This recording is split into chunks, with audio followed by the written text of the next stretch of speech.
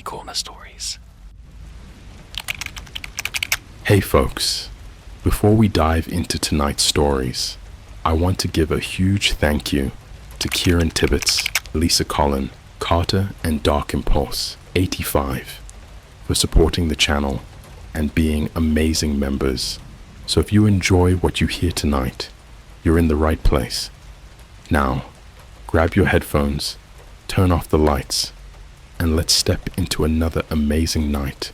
Don't forget to subscribe, like, and comment below. What kind of story hits you the hardest? The ones that feel too real, or the ones that could actually happen to someone you know? My baby monitor caught something crawling on my roof.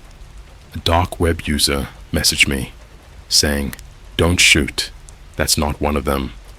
Yo, okay, so I'm not a writer or anything. This is gonna sound like a dumb intro to some "here's why I don't fuss with the deep web" type story. But bro, I swear on everything I love, this is real. If you've got a baby monitor or anything with a live feed camera, especially the Wi-Fi kind, unplug it, or at least cover it up with tape when you're not using it. You'll get why soon. For context, I'm 22, I live in Seattle, and I work remote tech support. You know the kind. One screen playing Apex or Luna videos in the background, the other full of boomers asking why their Gmail is in German. I live alone in a small apartment above a donut shop, and yeah, it smells like heaven every morning, and no, it doesn't help my sugar addiction.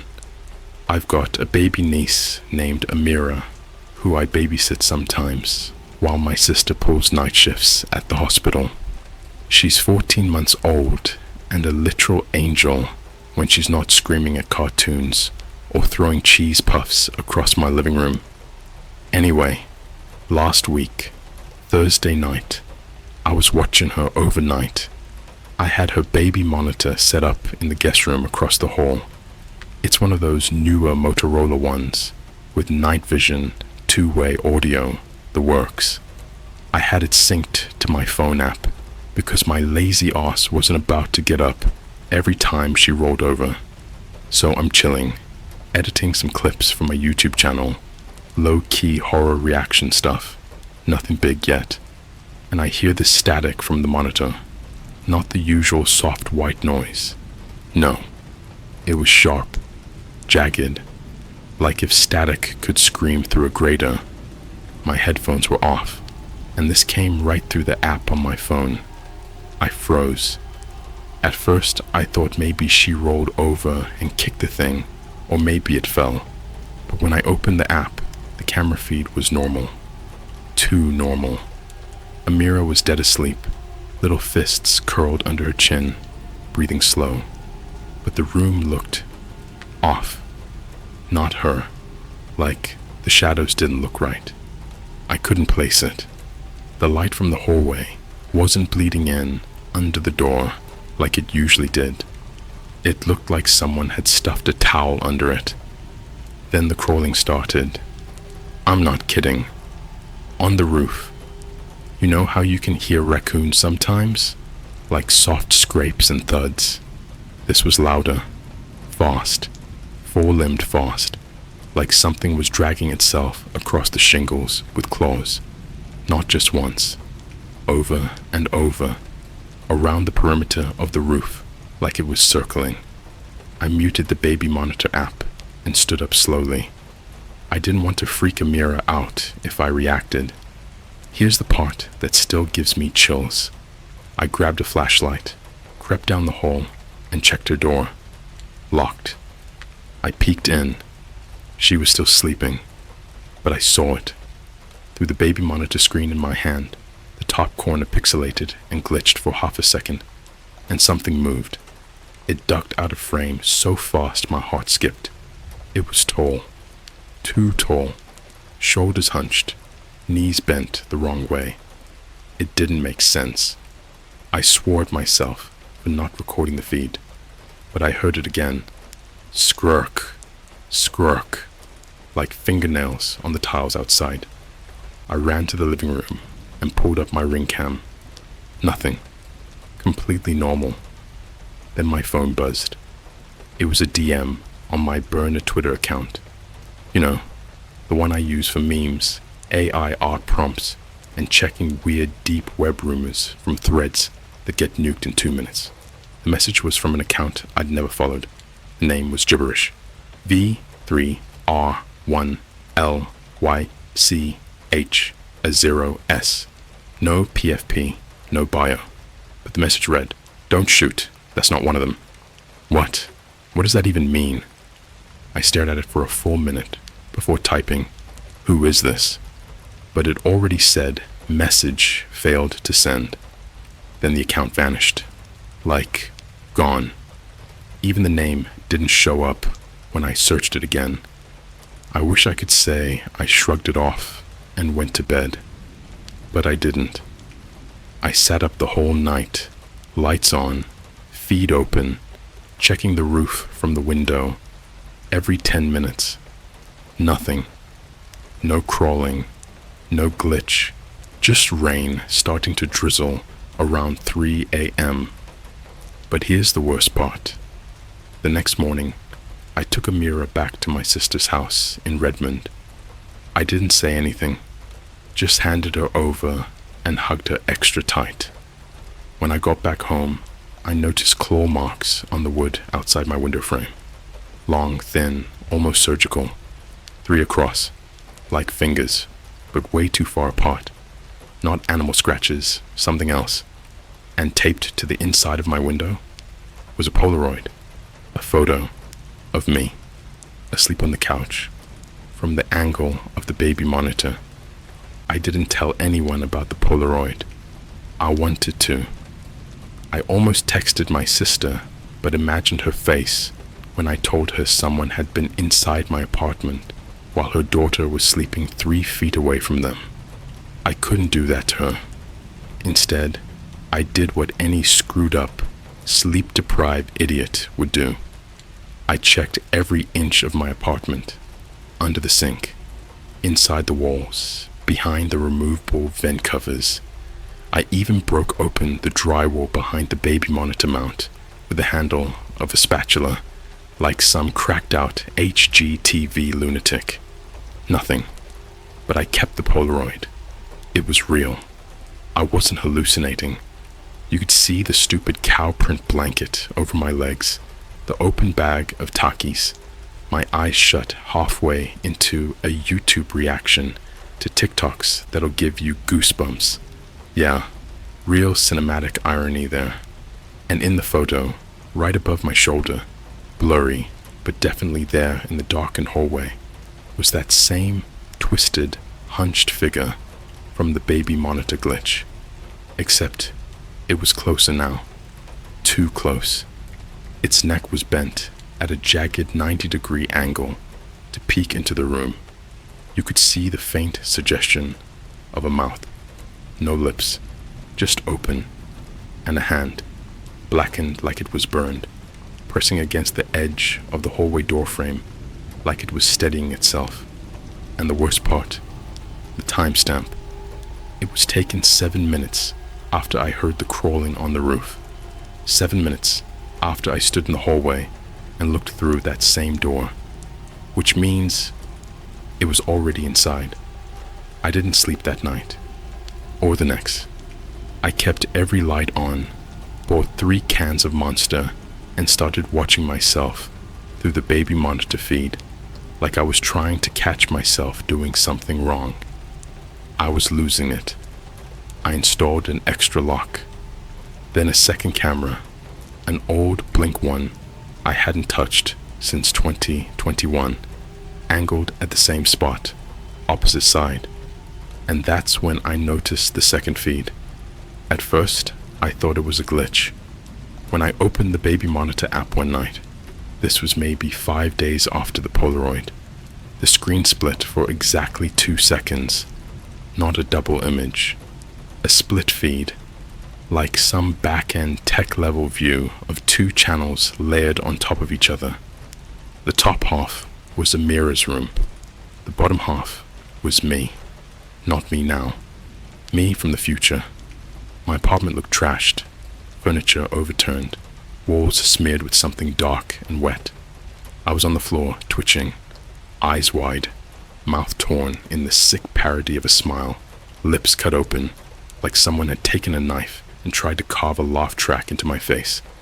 And something stood behind me, tall, blurred like low-res footage from an old analog camcorder. The same shape, long arms, knees bent backward. It had no skin, or maybe too much, like a man made of chewed paper, dripping and pulsing like it wanted to leak out of the camera. Then the feed snapped back to normal. Just a mirror. Just sleep. I didn't even breathe until the sound kicked back in.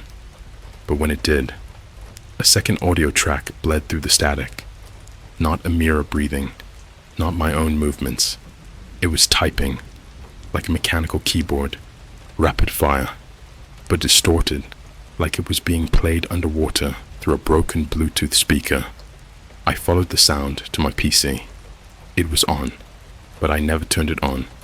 Chrome was open, dark web tab, Tor browser, a forum I had never seen before. At the top of the page was a grainy McDonald's security cam still.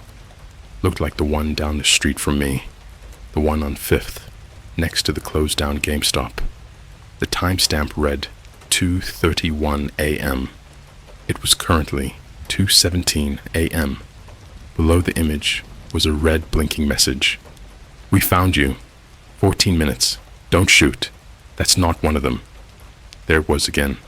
That phrase. That same goddamn line. And beneath that, a live chat window with dozens of users. No usernames. Just numbers. 198. Moving now. 76. Access window. Secured 014. Heartbeat detected. Stress level 93%. 0. 03. Watching you. Watching you. Watching you. I tried to slam the window shut.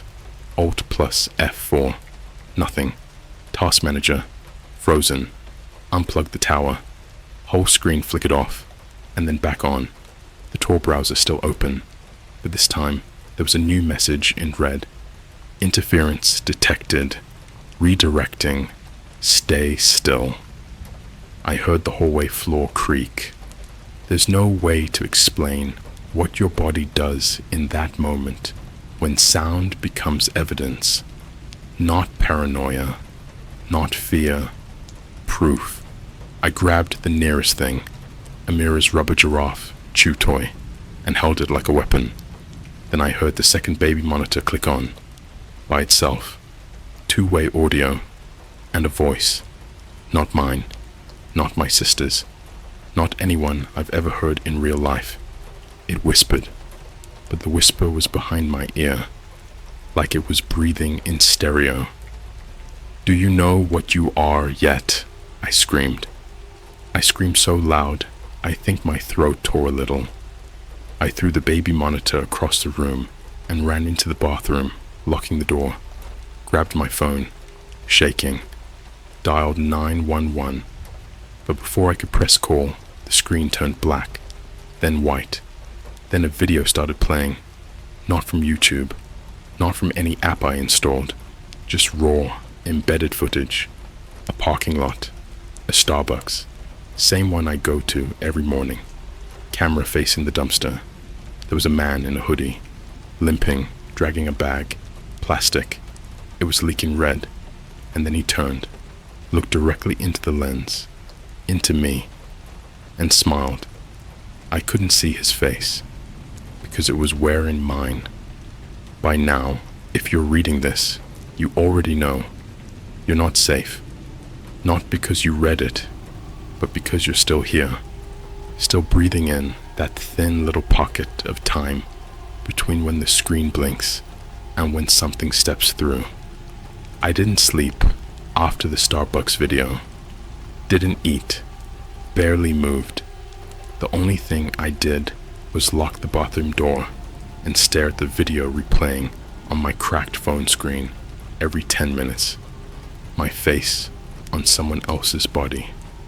limping behind that Starbucks, dragging a body bag that squelched every time it shifted. Something inside it moved. But the face, that was the part that broke me. It was my face, not a mask, not a deepfake. You could see the way the lip curled slightly from an old scar I had when I fell off a bike in 6th grade, the freckle under my eye, the chip in my tooth when I bit down too hard on a Sour Patch Kid. It wasn't pretending to be me. It was me, but somehow less, like it had grown wrong, cloned from a memory, a video, a broken mirror, and when it turned fully to the camera, I saw the eyes weren't eyes at all, just holes, craters, deep and moist, like cavities bored into a rotten skull. The skin around the sockets was twitching, like worms were trapped under the surface, pulsing with wet rhythm. When the video ended, my phone screen went white again. This time, it didn't show the Tor browser. This time, it was a map. Zoomed in on my apartment building. Live GPS, flickering. My phone was the red dot. There was another dot moving across the screen. Green. It was labeled Proxy Host. Active. It was heading toward my bathroom door. I heard the footsteps in the hall, but they didn't sound like footsteps anymore. They were irregular, sticky, wet, like something walking on split open palms. The creaking wasn't just the floor, it was bones. I swear to God, it sounded like someone trying to rearrange their skeleton while walking. And then it spoke, not from the hallway, from inside the bathroom, from inside the mirror. "We have to take it off." The voice came from beneath my own voice, like something gurgling under my lungs. I turned slowly, already knowing what I'd see. But still I wasn't ready. The mirror was showing me. Of course it was, but not now. It was a delayed version of me, about 4 seconds off. My reflection lagged behind my movements, copying them like a nervous puppet. Then it smiled. I didn't. Its mouth peeled open, wider than I thought a human mouth could. Lips cracked, jaw clicking downward until the bone snapped, and it reached up, not with my hands, its own hands, charred black, elongated, fingers segmented like centipedes, and it grabbed the inside of its own face and started pulling. The skin came off clean, peeling like plastic wrap, like it wasn't a body, just a covering. And underneath, I can't describe it. I don't know how. It wasn't made for human vision. It was veins, nerves, hair, teeth, and eyes, not in sockets, everywhere, blinking independently. The reflection pulsed, like its blood was under pressure. I screamed. The walls shook. Then the mirror cracked, and the thing in the reflection kept peeling, until all that was left was the face I'd seen in the Starbucks video. The copy, the hollow, the replacement. And then it leaned forward, its nose almost pressing against the glass. It whispered something in my voice. "You're already hollow. Let me wear you now." I blacked out. I woke up on the bathroom floor, covered in handprints that weren't mine. Long fingers, burned, smelling like spoiled milk and hot plastic. The bathroom mirror was fine. No cracks, no blood. But something had been scratched into the bottom corner of the glass. Not etched, bitten. Rows of tiny serrated marks in the shape of letters. Third skin complete. Phase.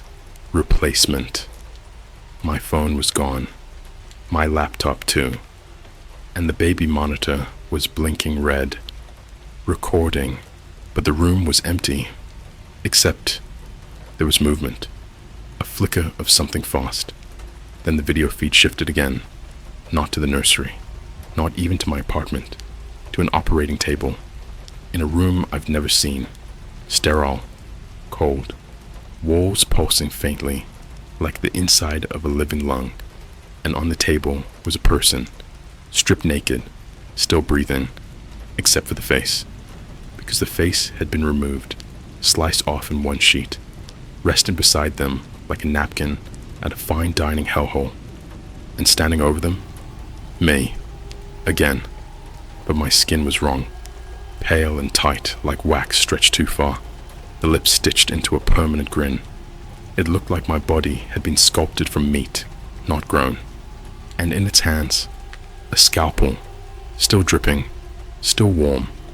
I tried to turn it off, throw the monitor, burn it, but no matter what I did, the screen stayed on, kept cycling through feeds I never set up, footage of rooms that weren't mine.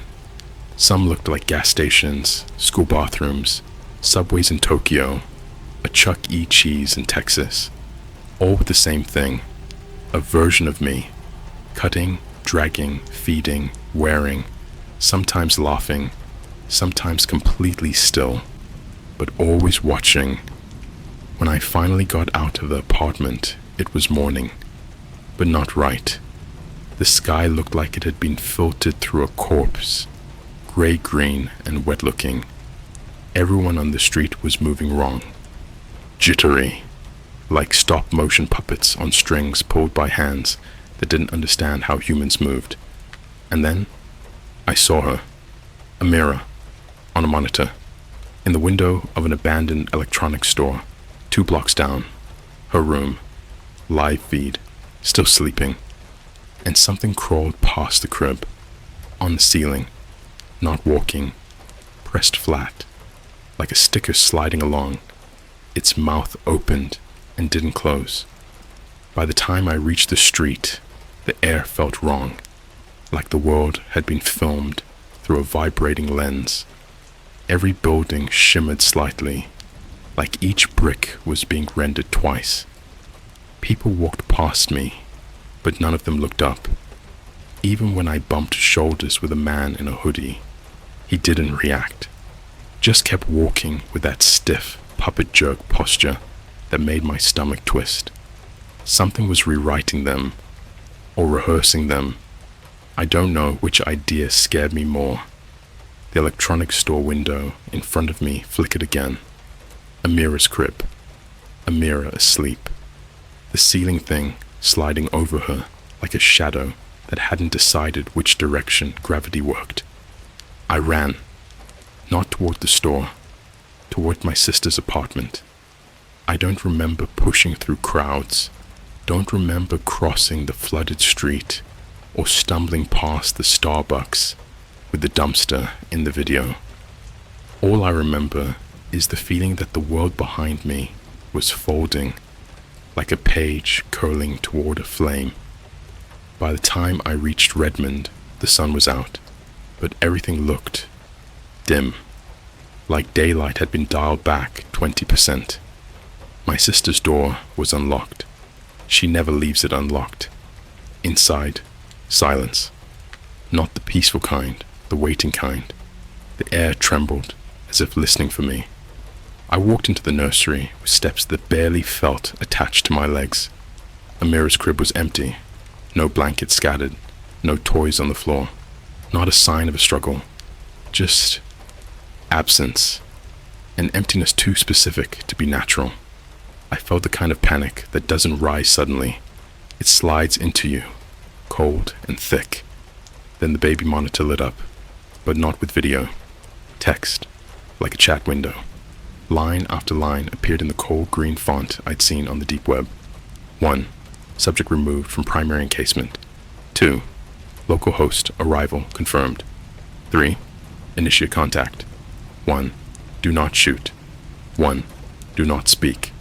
1. Do not look directly at the mimic. My breath caught. Behind me, something shifted. A soft, wet click, like someone trying to learn how to stand. I didn't turn around. I couldn't. But the thing, it was practicing. I heard it. Soft throat clears, quiet imitations of a child's giggle, a perfectly repeated version of my sister calling my name from 3 rooms away. You shouldn't see me yet. The voice was wrong. Too close. Too polished. Like an AI model stitching audio together. It tried again. You shouldn't see me yet. Perfect each time.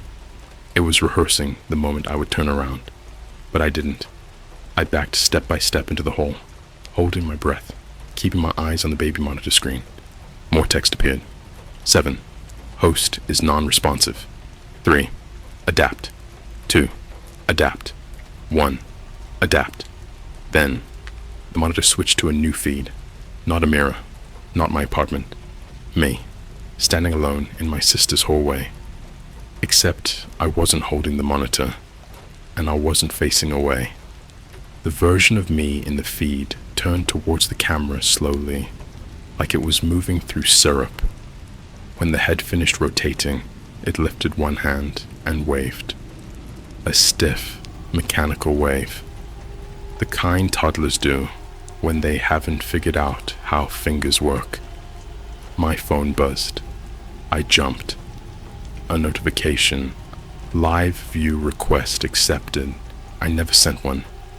The phone's camera turned on by itself. Rear camera. Facing the hallway. Facing me. Except there was no me in the frame. Just the space where I was standing. Like something had swallowed my reflection.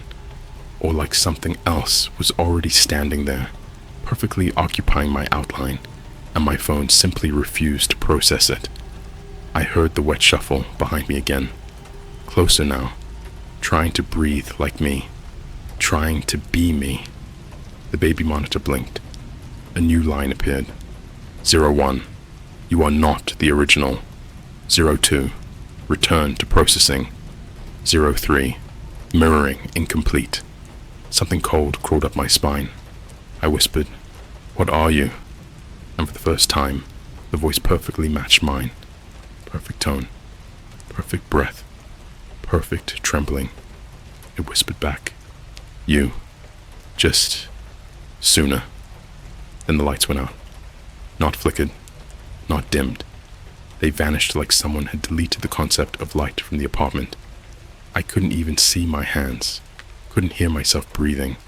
Couldn't hear anything except that thing inhaling, then exhaling, right beside my cheek.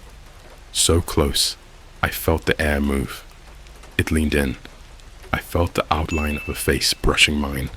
Not warm, not cold, like touching the surface of a plugged-in screen. And it whispered, not in my voice this time, in Amira's. "Uncle, don't look." I broke. I don't remember falling down the stairs, only that my knees were bleeding by the time I reached the parking lot. The world outside looked slightly different now. Angles sharper, shadows longer than their objects, faces on strangers just a fraction misaligned. Something had followed me out. Something was beginning to overwrite the world. And as I limped into the street, dazed and shaking, the digital billboard at the intersection flickered to life. A live feed of a room I'd never seen. Sterile white, walls gently pulsing like they were breathing. A dozen humanoid shapes hung from the ceiling, suspended by cables that went into their backs. All of them were wearing my face, not masks, growing them. And in the center, a crib, empty. The screen glitched once, then displayed a single message. Phase 5. Ready. Harvesting begins at dawn. The streets were empty by the time I reached the outer edge of the city. Not quiet. Empty. Like everyone had been evacuated without being told. Traffic lights blinked through intersections with no cars. Window blinds flickered as if someone had just stepped away from them.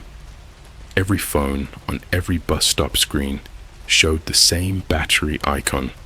1%, no matter what model or brand. Something was draining more than power. The billboard's final message repeated in my head. Phase 5. Ready. Harvesting begins at dawn, and the horizon was already paling. I wandered towards the freeway on-ramp, unsure if I was running somewhere or running away from something. But whatever direction I chose, the world seemed to shift slightly, as if pushing me, herding me, towards something predetermined. By the time I reached the pedestrian bridge over the freeway, I realized the sky wasn't brightening. It was opening. Dawn wasn't light. Dawn was an eye, a colossal pupil dilating slowly through the clouds, wide and searching. The sun wasn't rising. The sky was thinning enough for something behind it to look through. And it saw me. The baby monitor in my pocket vibrated violently, buzzing like a heart trying to beat its way out of a ribcage. When I pulled it out, the screen wasn't showing video anymore. It was showing text, line after line, faster than I could read. Host detected. Signal stable pattern. Match confirmed. Begin extraction. Begin extraction. Begin extraction. Then the audio turned on. Not static this time. Breathing. Human, but wrong. Too close. Too synchronized with my own lungs. Like someone standing behind me was trying to mimic the timing. I froze. I didn't turn around. I didn't have to. I saw the shadow stretching past my feet on the concrete. My shadow. And next to it, a second one. Taller. Thinner. Bending at angles that didn't match joints. Like someone trying to draw a human shape from memory and getting the geometry slightly off. The thing behind me inhaled sharply. My shadow copied it. The other shadow didn't. Instead, it moved closer, edging toward mine like it was trying to overlay itself. The baby monitor text changed again. Merge rate, 14%. My chest tightened, not like anxiety, like something inside was being tugged upward, pulled gently, insistently, like a thread being unraveled from a sweater. The thing behind me whispered, "Hold still. You don't want to tear." My legs buckled. I grabbed the railing of the pedestrian bridge, gasping as something, some invisible force, pulled at my face, my thoughts, my memories. Not violently, carefully, like someone extracting a password from a corrupted file.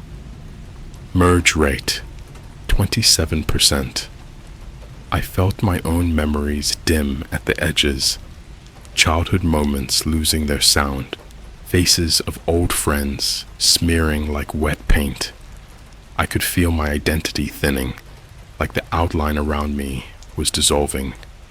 I forced myself forward. One step. The pull tightened. Something clicked behind me. The sound of joints rearranging, like someone cracking their knuckles inside a hollow tree trunk. The baby monitor vibrated again. A new message. Stop moving. You are not ready. But I didn't stop. I ran. My body didn't feel like it belonged to me anymore, like I was piloting someone else from too far away.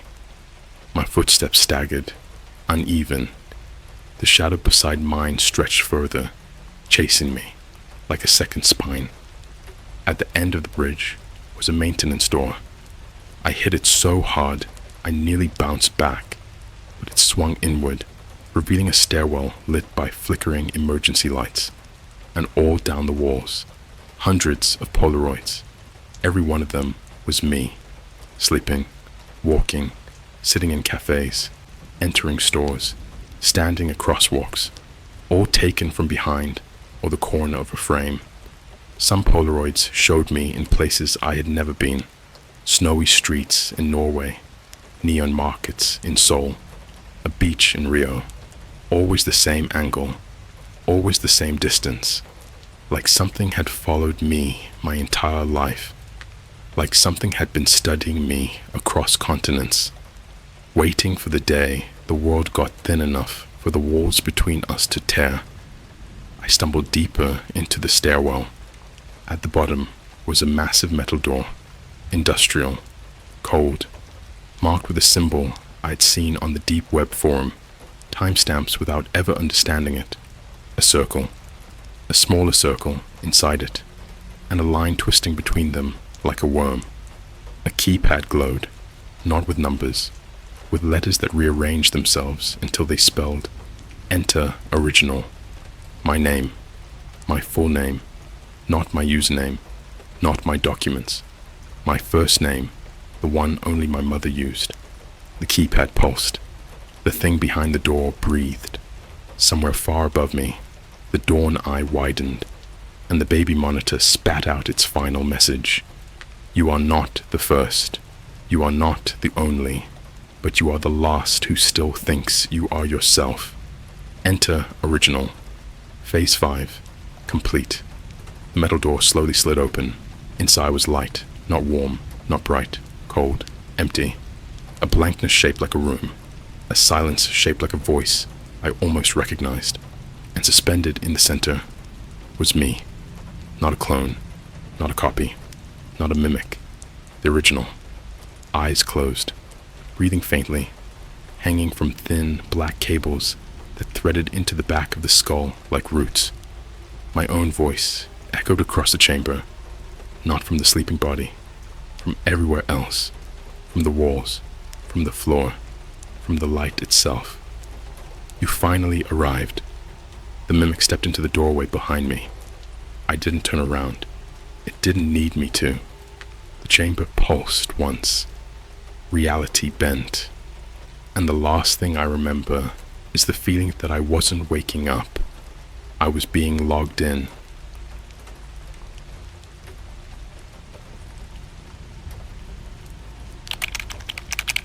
I found a dark web stream showing a meteor landing outside my town.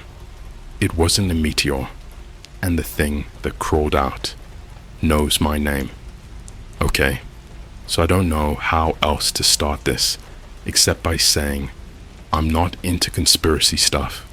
I'm not a hacker, and I'm not some fedora-wearing Reddit basement dweller chasing ghosts in 480p live streams. I'm just a normal dude. I live in a regular-ass town in Washington state. Nothing fancy. The most exciting thing here was when they opened a Chick-fil-A across from the McDonald's and traffic was backed up for 3 days straight. Anyway, about a month ago, I got into this phase of watching creepy internet iceberg videos on YouTube. You know the ones. Layers of forgotten corners of the internet. Dead forums. Haunted sound files. People disappearing on Omegle. That kind of stuff.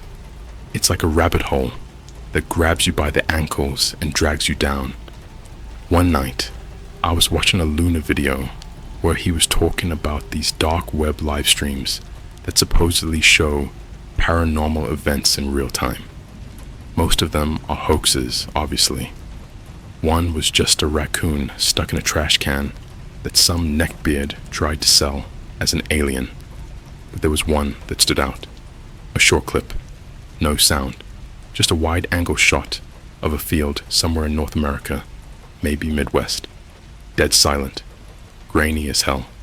Until something streaked down from the sky like a missile and slammed into the ground. No one moved the camera. No one commented. Just this long-ass pause. And then, and I swear, I'm not making this up, something crawled out of the crater. Fast, wrong, like a spider, but jerky, like its limbs didn't work properly. And then the stream cut off. That clip haunted me. I couldn't stop thinking about it. So like an idiot, I went looking for it. I used a Tor browser, basic setup, DuckDuckGo, VPN. Nothing too advanced. I'm not Mr. Robot. I started searching around forums, mostly old ones that hadn't been updated since 2016. Pages that looked like they were written in Microsoft front page by people who believed 5G could melt your teeth. Eventually, I came across this archived post on a thread called Sublayer 7net. The title was literally, "If you see the stream without a title, don't watch it." Of course, I clicked.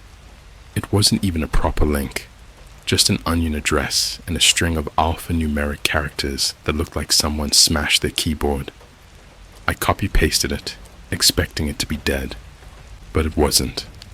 The page loaded, black screen, no sound, and then slowly, so slowly, a video feed faded in.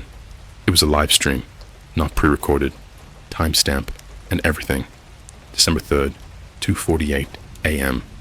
It was a familiar place. Too familiar. That field. It wasn't Midwest. It wasn't thousands of miles away. It was 2 miles from my house, behind the abandoned Winco.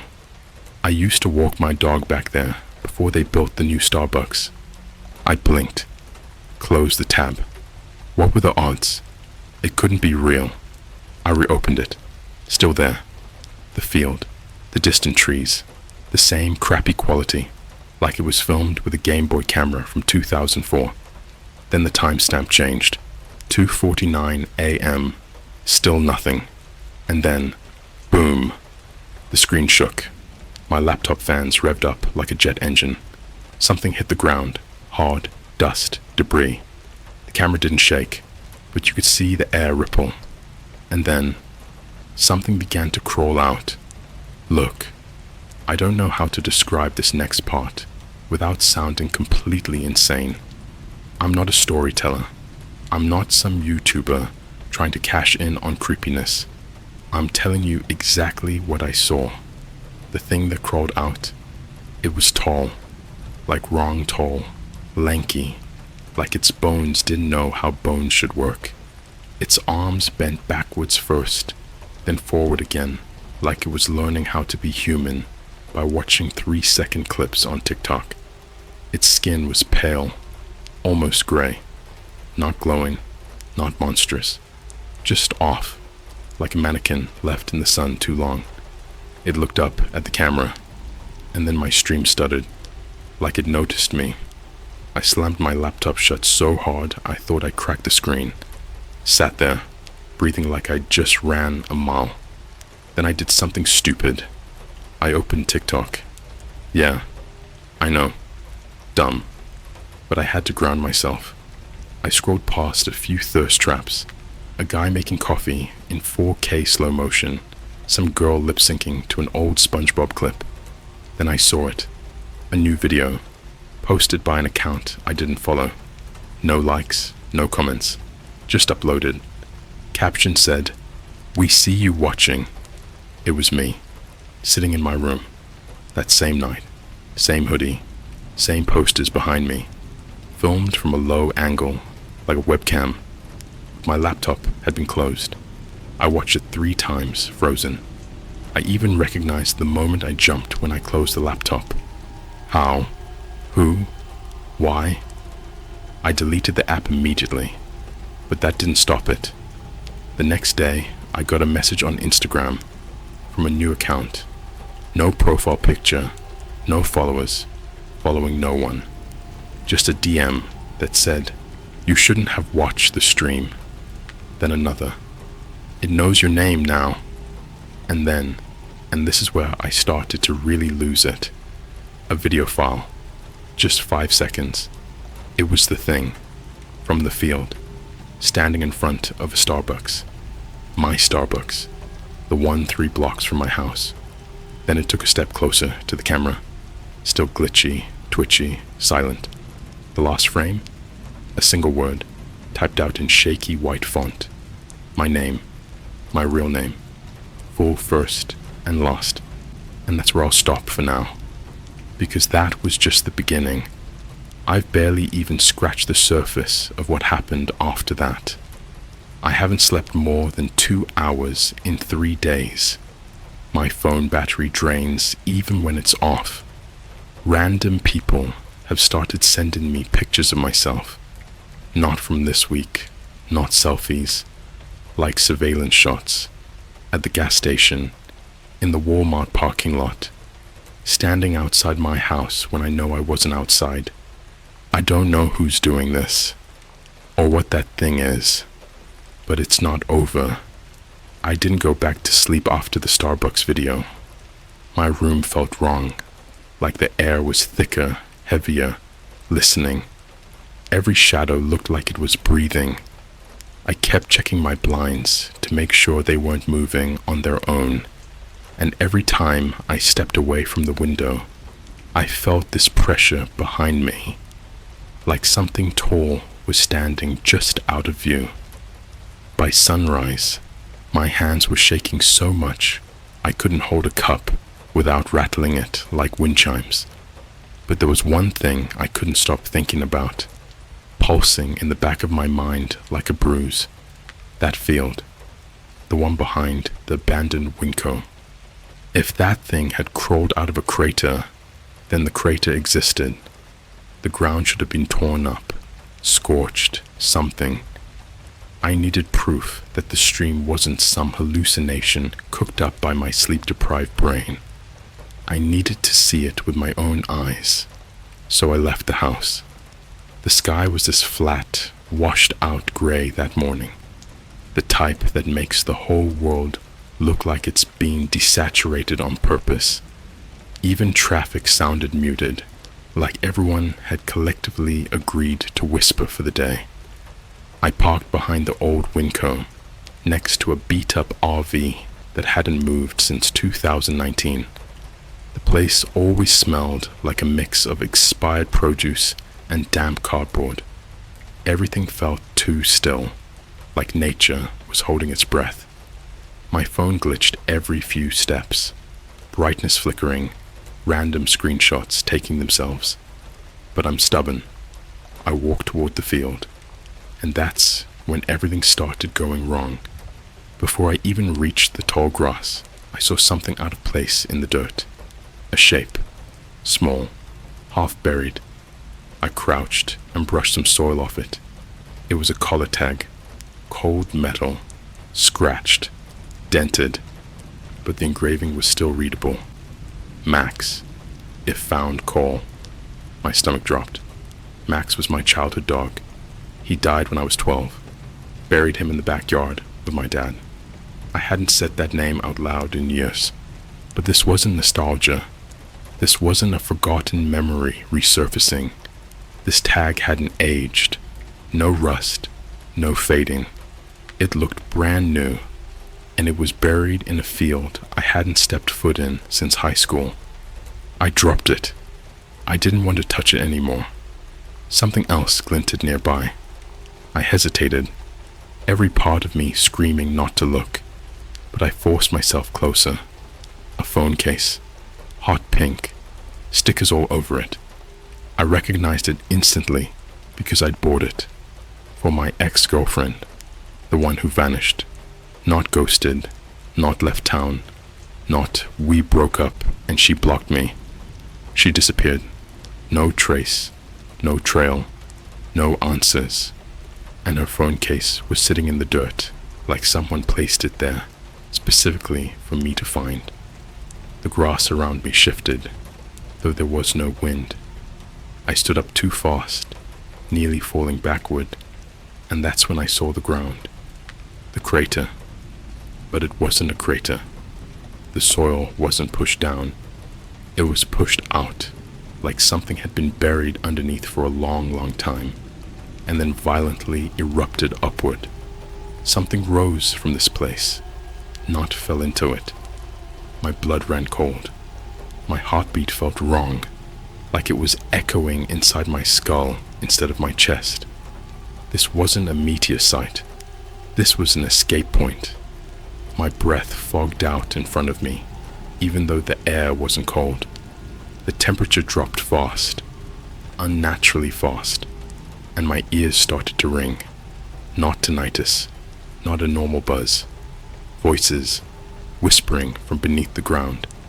And then I felt vibration under my feet, not like an earthquake, but like something deep beneath the soil was moving, crawling, shifting its weight, learning, listening, calling. I stumbled backward. My heel hit something soft, and I turned. There was a shoe, a Nike Sneaker, torn, dirt smeared into the fabric. My throat locked when I saw the initials written on the heel with Sharpie. Mine. Because I'd lost that shoe 3 years ago on a hiking trip, over 100 miles away. What the hell was this place? What was it collecting? My memories, my past, people I loved, people who went missing.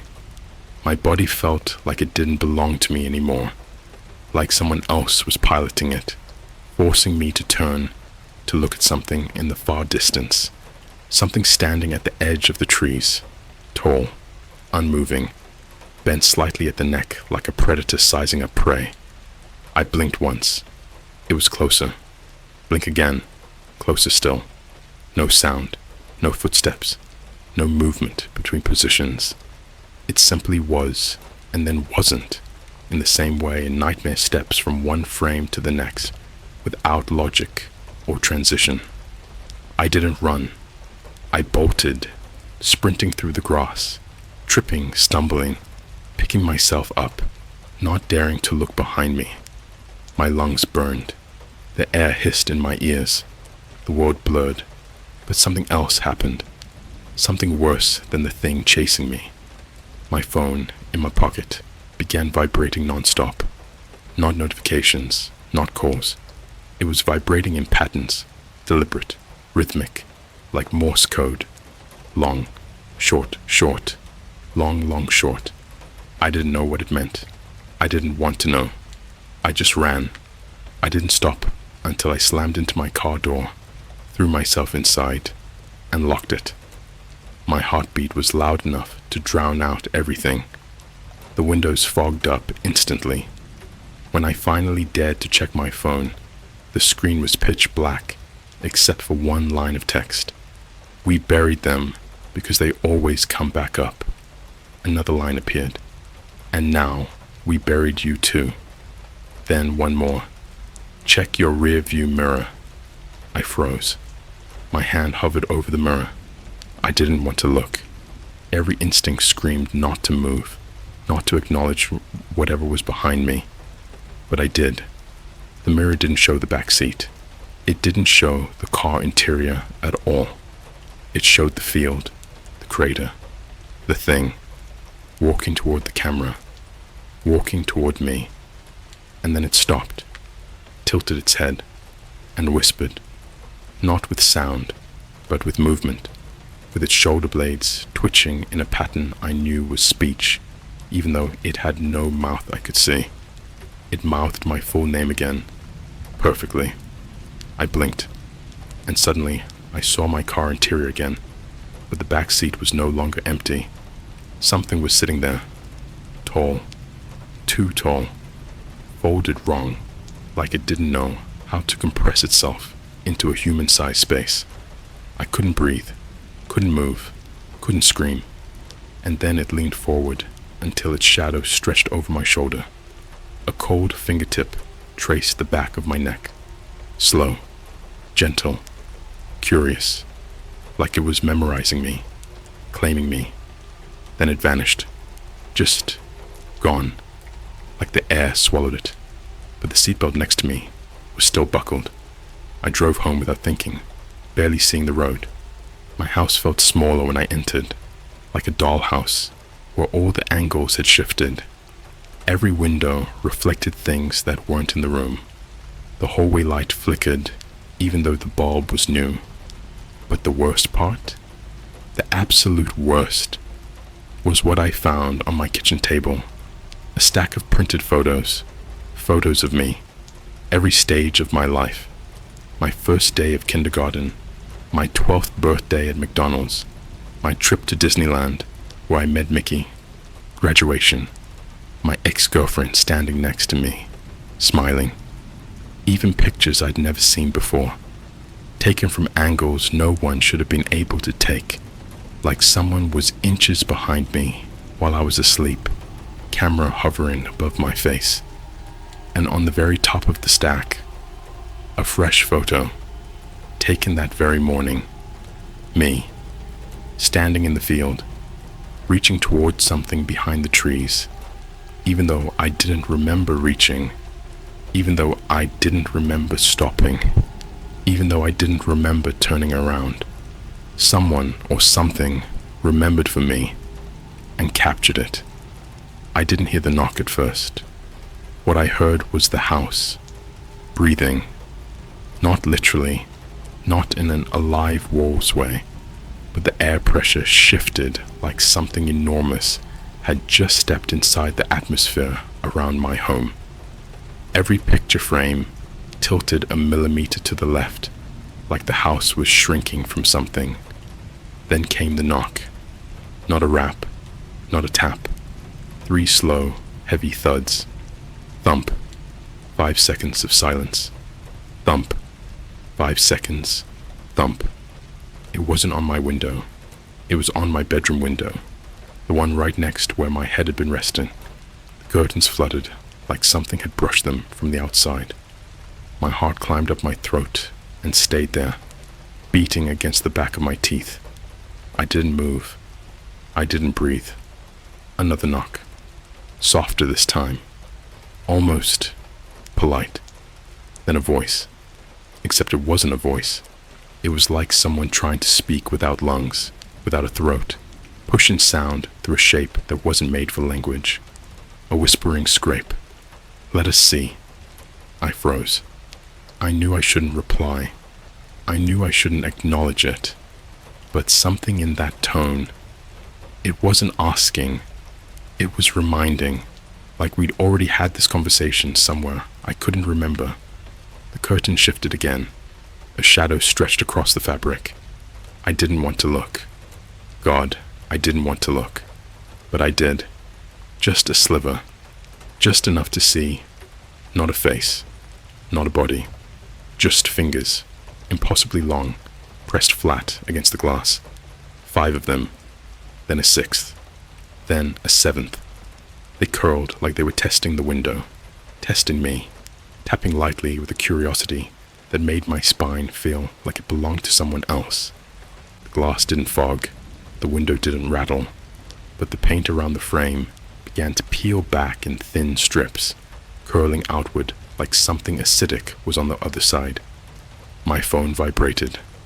Once. Twice.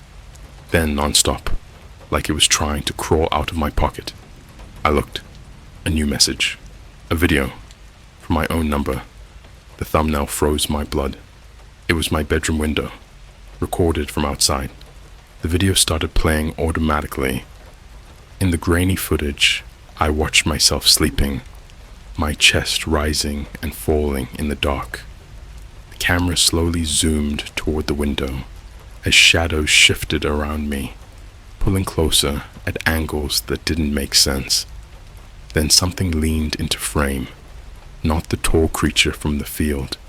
This one was shorter, wider, bent wrong at the hips, as if someone had folded a person in half and told them to walk like that forever.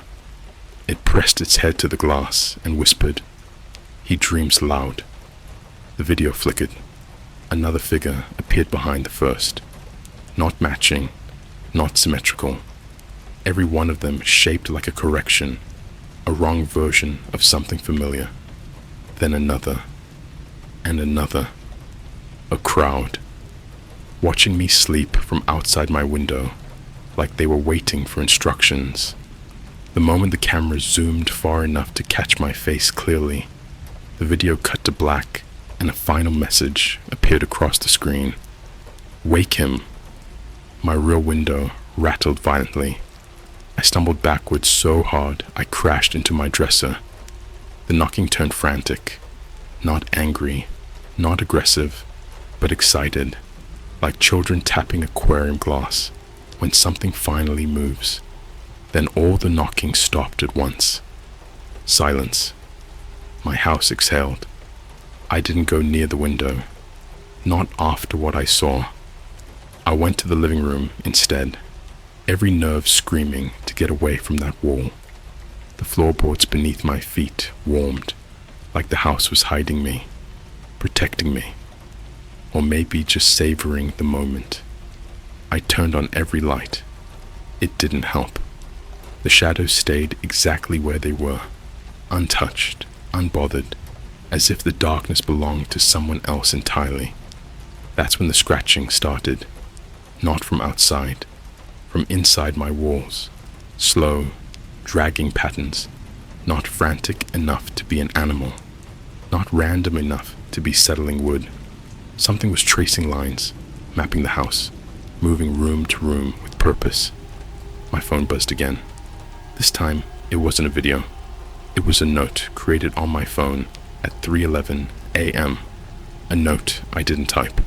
The title, "We're In." Inside the note, written in shaky letters that filled the entire screen, "Stop looking outside. We're not out there anymore." I staggered back, mind spinning, trying to understand what that meant. A sound echoed behind me, a soft hiss of breath. Not mine, not human. I turned, slowly, too slowly. The hallway was dark again, though I had turned on every light. A silhouette stood in the far end, wrong proportions, head tilted, limbs gently swaying, as though listening to an invisible rhythm. My kitchen door creaked open on its own. Something else stepped out. Their shapes didn't match. Their movements didn't sync. But they all shared the same intention. They were learning how to move in my house, how to occupy it, how to inhabit it, how to fit themselves into my life. The closest one stretched its neck in a horrifyingly smooth motion. No crack, no strain, just a slow extension like a cable unspooling.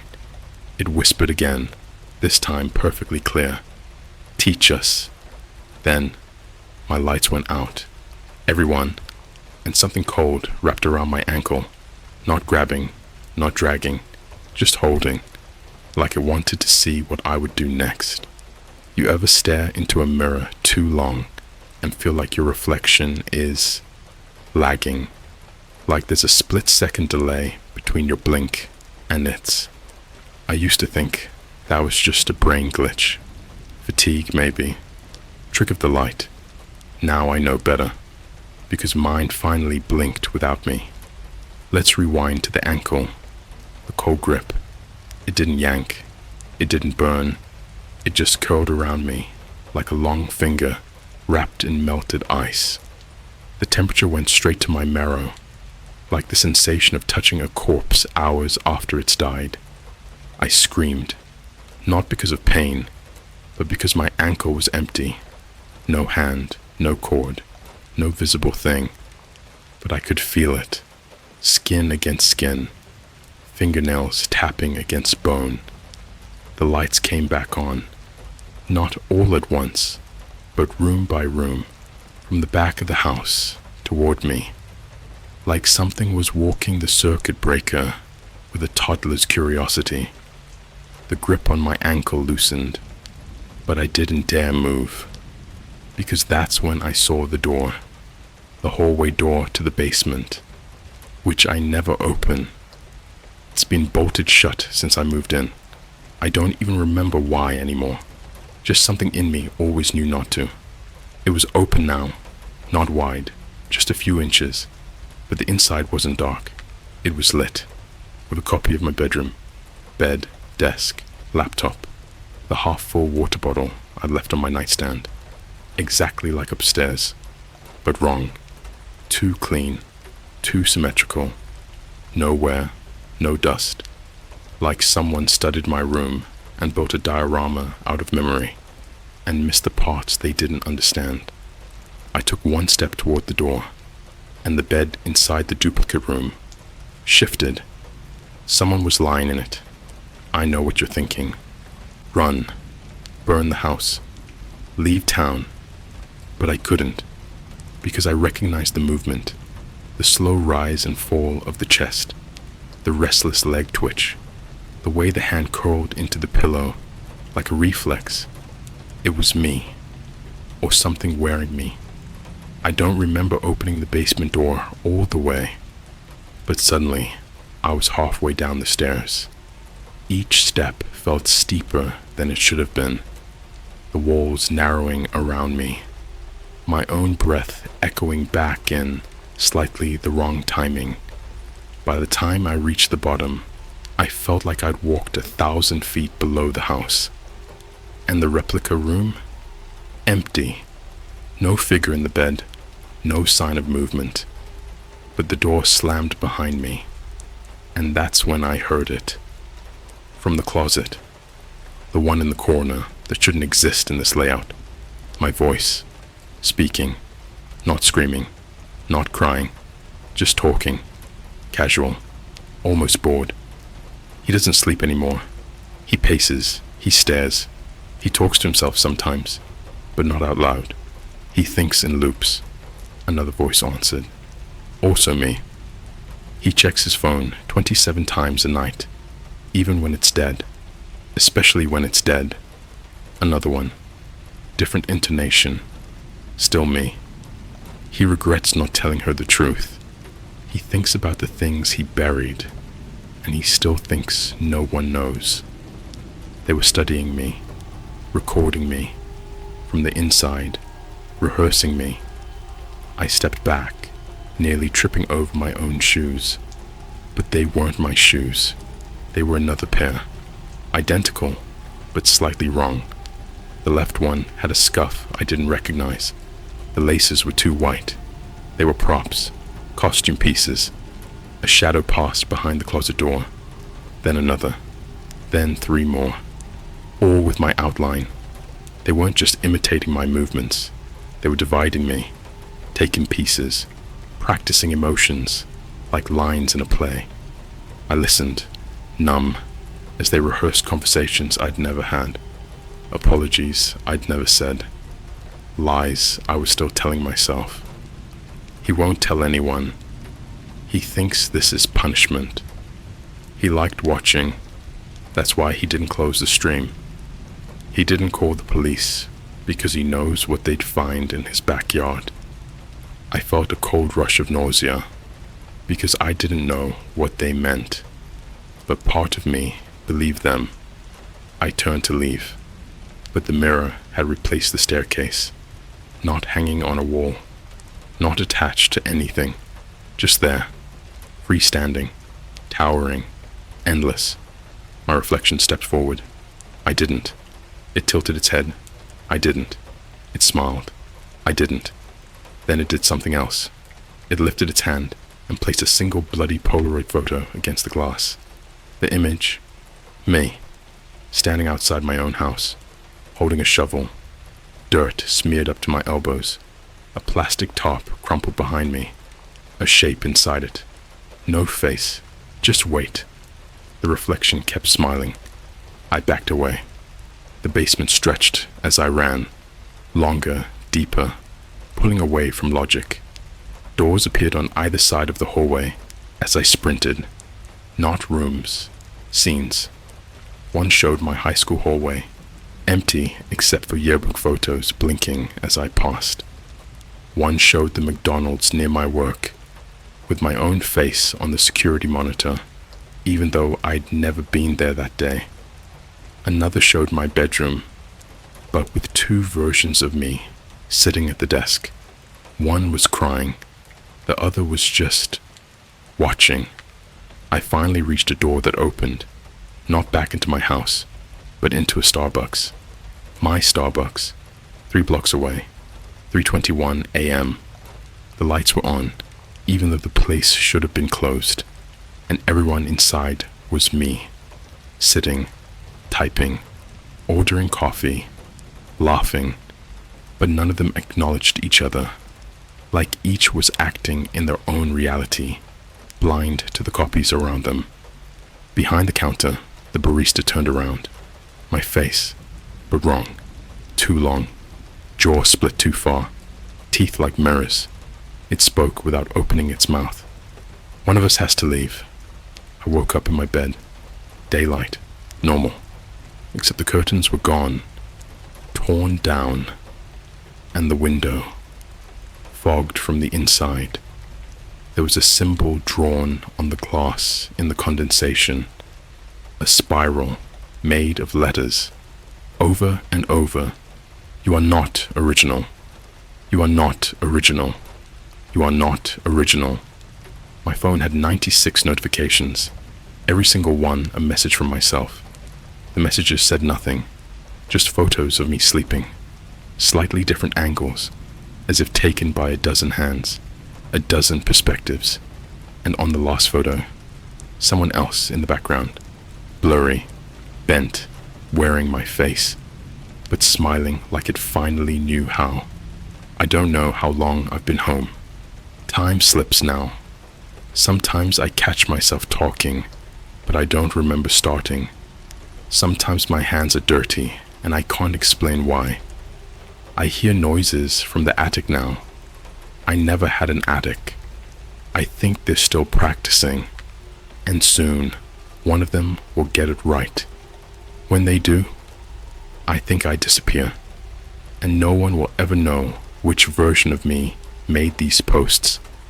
After you hear what's next, you might regret it. But then again, maybe you already listened it. Maybe you're the version that made it. There's a moment, right before you lose consciousness, where the world bends in a way your mind can't interpret. A crack in the framework. A missed frame in reality's rendering.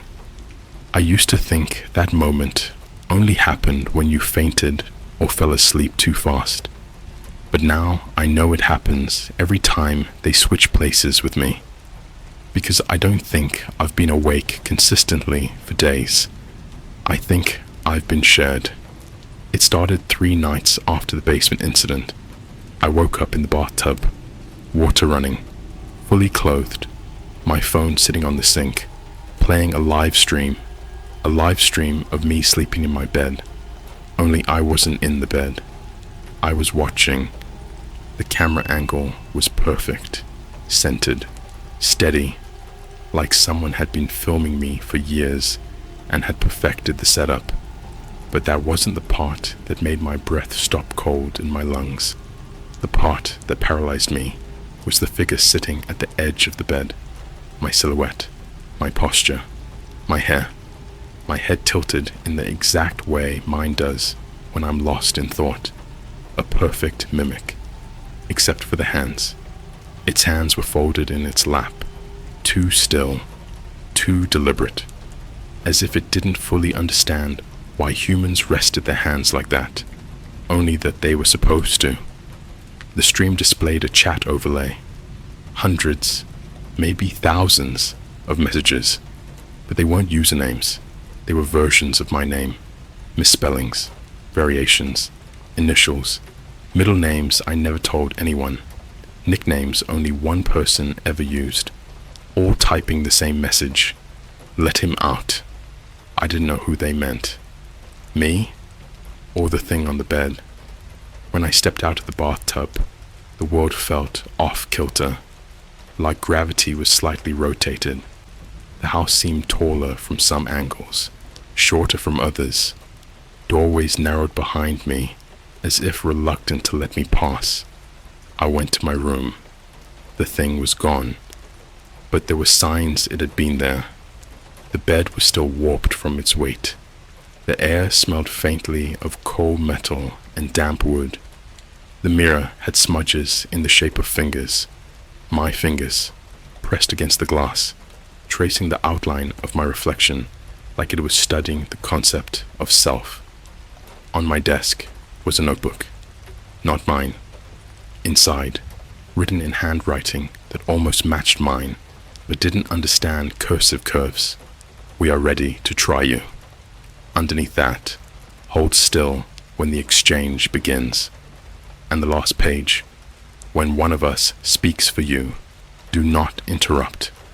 I turned the page, even though there shouldn't have been more paper, but there was, and on it, a schedule, time slots, each labeled with an initial, all of them slight variants of my own. I was being rotated, shared, observed like a psychological puzzle, being solved one piece at a time.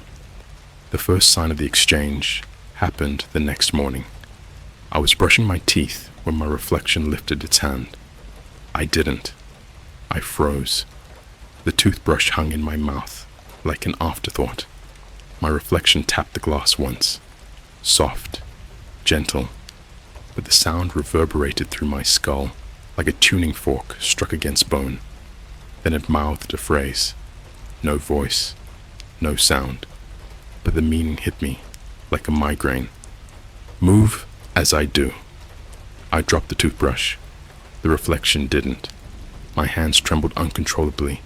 My knees nearly buckled, because my reflection wasn't copying me now. I was copying it. My body started matching its posture, its breathing, its blinking patterns. Microscopic things you never realize are yours until something else takes control of them. It was practicing controlling me, and I was failing to resist. Later that day, I found the first recording, a file on my phone, time-stamped the night before. The thumbnail showed me sitting at my kitchen table, but I hadn't sat at that table in days. When I opened it, the audio was warped, stretched, like someone learning speech by pulling syllables apart and stitching them back together with guesswork. At first, I couldn't understand the voice.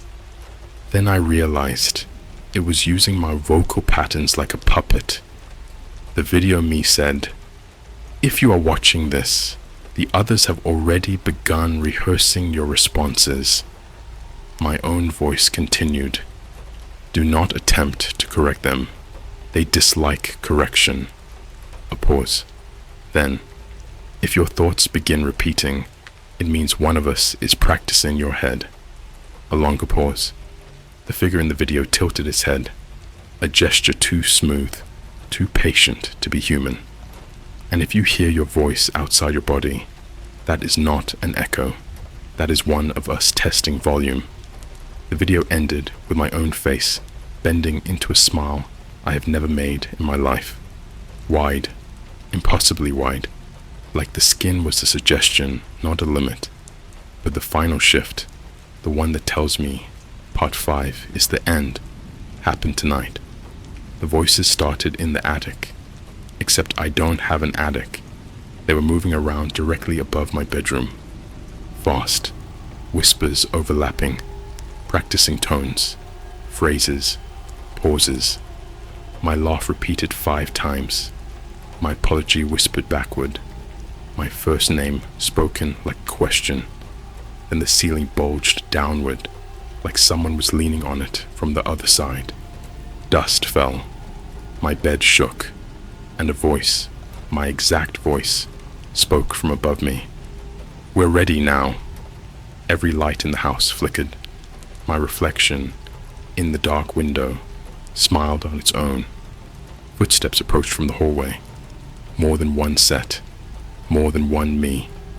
I ran to the front door, but it was unlocked already, wide open, and standing on my porch was me, dressed in my clothes, breathing with my lungs, tilting my head at the exact angle my reflection had practiced for days.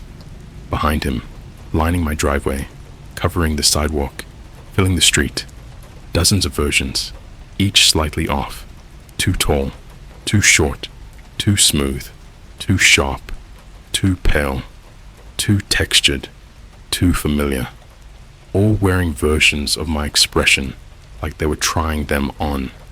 The first one stepped toward me, close enough that I could see its pupils, perfectly round but deep, like tunnels carved into glass. It whispered, "We decided. You are better as a memory."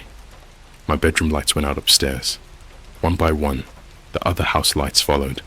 The copies moved closer, and as they did, my thoughts began repeating, looping, overlapping, just like the video warned. My voice spoke from behind me, but my mouth didn't move. Another voice, also mine, whispered from behind the first, then a third. Then everything went black. I don't know which version of me is writing this now. I don't know if the original survived. I don't know if I'm the echo, the rehearsal, the final draft. But I do know one thing. If you've read this far, if you let my words into your head, if the pacing of these sentences feels familiar, you might want to check your mirror, just once, quickly, because if it blinks out of sync, even for a moment. They've started practicing you next.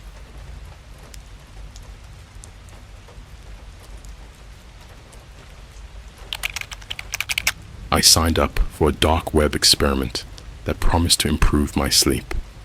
Every night I black out, and every morning I wake up with dirt under my nails and new constellations on my skin. Okay, so look, I know how this sounds. Dark web, sleep experiment, blackouts, all that. If you read enough of r/no sleep or watch horror YouTube channels at 3 a.m., I see you. Here's my story, addicts. You're probably already rolling your eyes like, oh great, another spooky pasta about shadow people and weird dreams. But this happened, and it started out so normal, like weird, but normal for the internet in 2025. It was during one of those insomnia loops. You know the kind. You're 4 Celsius cans deep. It's 2:41 a.m. Your phone's dying, but you're still doom scrolling through TikTok shorts of people catching skinwalkers in Walmart. Or my ex turned into an AI filter glitch. My eyes were burning, but sleep wouldn't come. I'd been like this for weeks, living off melatonin and false hope. And then I saw it. A random post on an obscure Reddit thread I don't even remember subscribing to. The username was just a string of numbers and letters, like X0, B3, F8, I7, B19. And the post was titled, "Tired of not sleeping? Join our cognitive recovery trial. Private, effective, immediate results." The link had a .onion domain, and I knew it was sketchy, but insomnia messes with your risk assessment, like genuinely.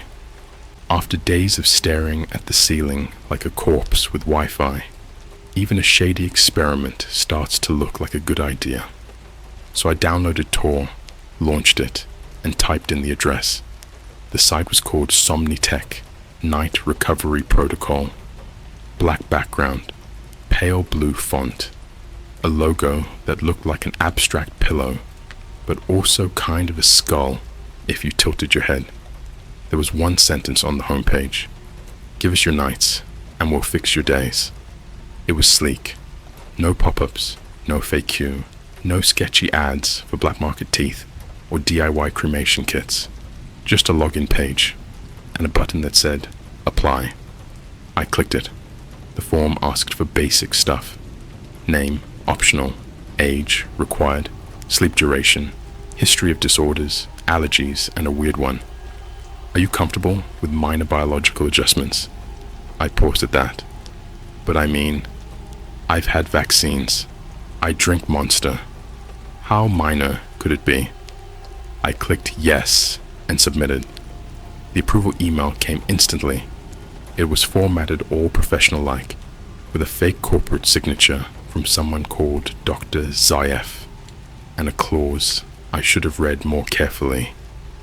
Participants will be monitored remotely and must keep their phones powered and near the bed. Consistency is key. We'll handle the rest. Attached was a .opk file named SomniSync, and like an idiot, I installed it. That first night, it worked. I took a shower, set my phone on my wireless charger beside the bed, and opened the app.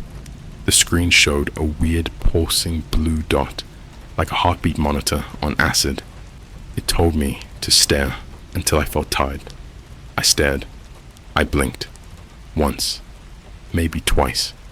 And then it was morning. I don't remember falling asleep. I don't even remember getting under the covers.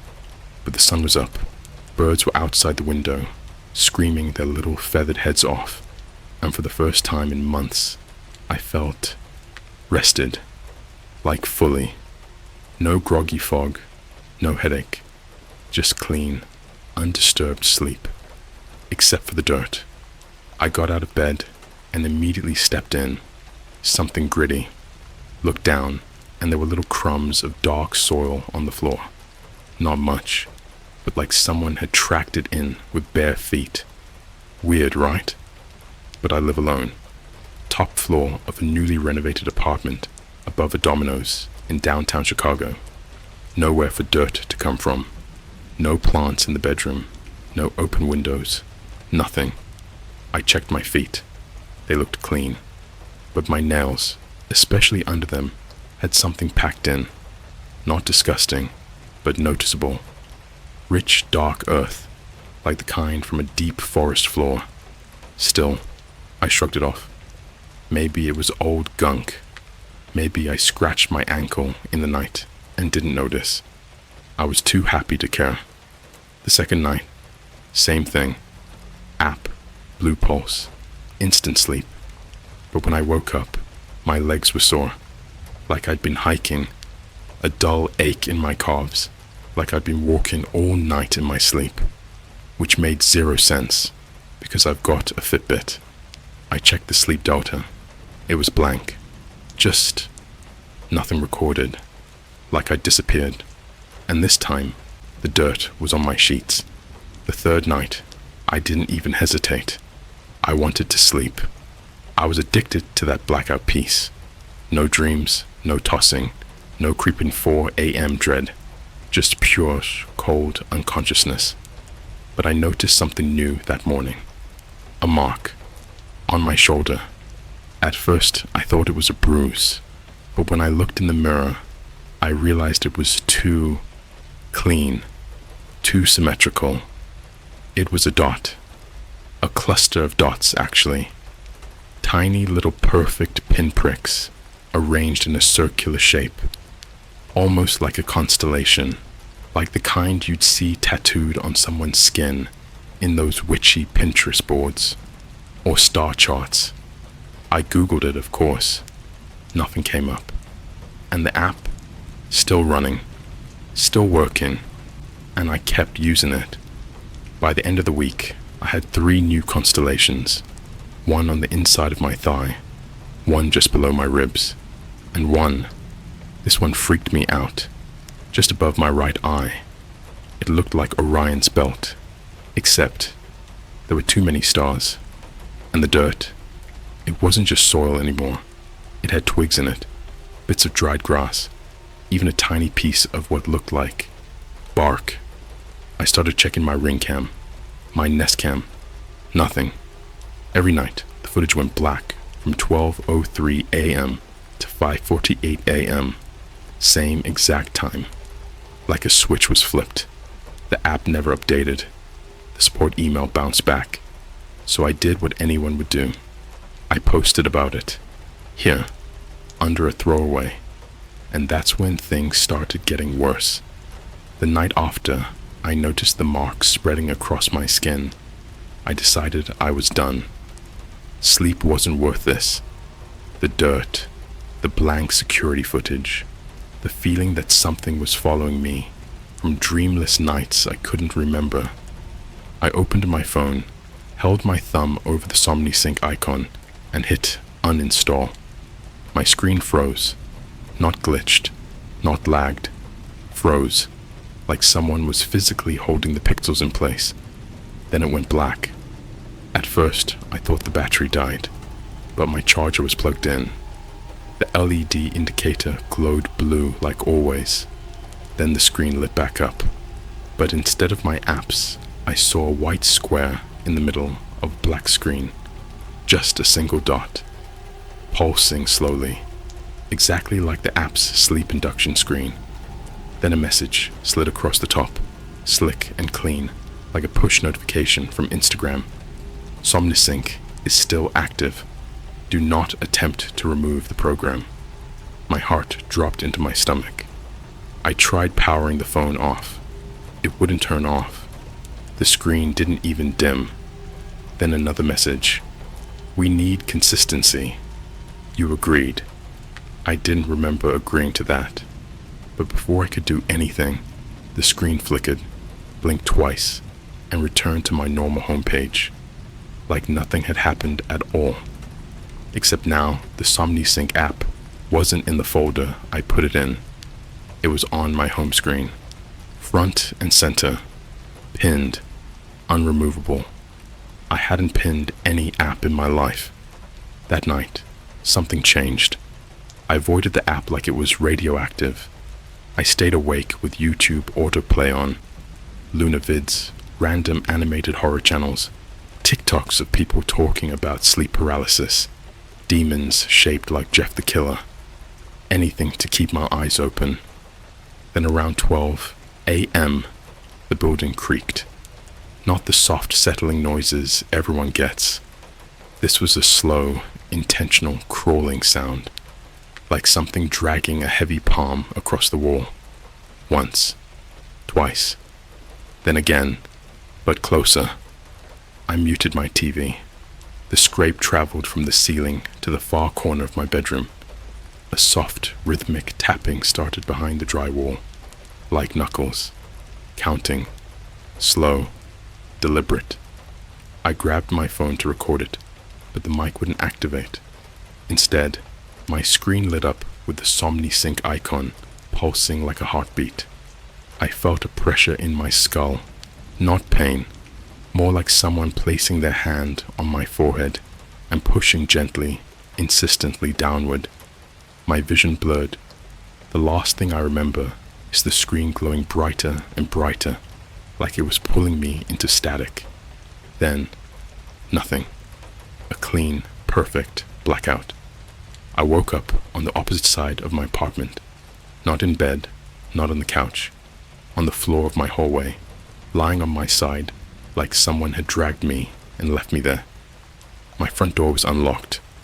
Not open, just unlocked. I never leave it unlocked. Not in Chicago. My entire body ached like I'd sprinted through the night. My hair was damp, my socks were missing, and my shirt was inside out. And on my arms, new marks. Not dots this time. Lines. Thin white lines, forming the shape of an unfamiliar pattern. Not symbols, not letters. More like coordinates. Or a map. The lines weren't drawn. They were under my skin. Faint. Luminous. As if someone had traced them from the inside. I stood up. The world swayed. My balance was gone. My legs felt like unused joints in someone else's body. Then I noticed the dirt. Not on the sheets this time. On my shoulders. On top of my hair. Caked under my fingernails so thick it looked like I'd clawed through an entire forest floor. I checked the mirror. My pupils were dilated. My face was pale. And there was something else. Something behind me, reflected in the glass. Not a figure. Not a shadow. A shape on the wall. A handprint in dark soil. Not mine. Too large. Too long. The fingers stretched unnaturally. Not broken, just designed wrong. I spun around, but the wall was clean. Nothing there. The reflection had lied. Or worse, the reflection had told the truth, and the wall was what was lying. I tried calling my friend Kyle, the guy who works at Starbucks, who always claims he knows people on the dark web. He joked about buying a flamethrower from a Chinese vendor once, so I figured he'd at least know what to do.